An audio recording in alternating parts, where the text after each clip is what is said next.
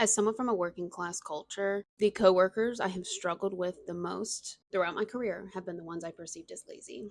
And a lot of that is tied to the Protestant work ethic beliefs that are ingrained in working class communities, but these ideas are largely ingrained to exploit them.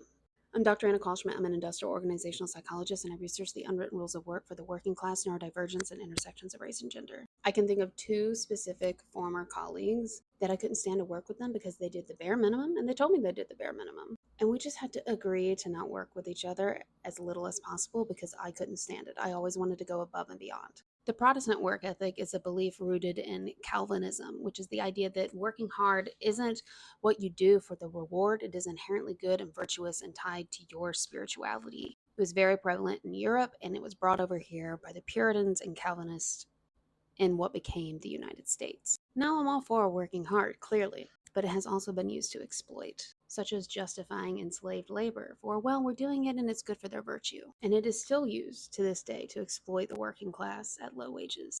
But it's hard because when you grow up in that culture, it is a point of pride to be a hard worker. And every time I post about the Protestant work ethic, people get upset in my comments. And in the work I do with working with people who have moved from a lower income background to a higher one and switching from blue collar or service work to upper class white collar work, a problem a lot of them run into is running themselves to the ground, staying at their desk, working hard on their tasks, and not playing the office politics because they don't see that as real work, and not being rewarded for it because that's not what they reward you for. The upper class doesn't value work ethic like others do. Access to money has always been a way to reduce the labor you do and to put it on somebody else, whether ethically or not. If you skip company happy hour to work late on a project, you're not inherently rewarded for that. They wonder why you didn't show up to kiss their ass, why you didn't build the relationships and network. It's a different game. And this is rooted in a cultural difference that hundreds of years ago, the upper class figured out how to exploit.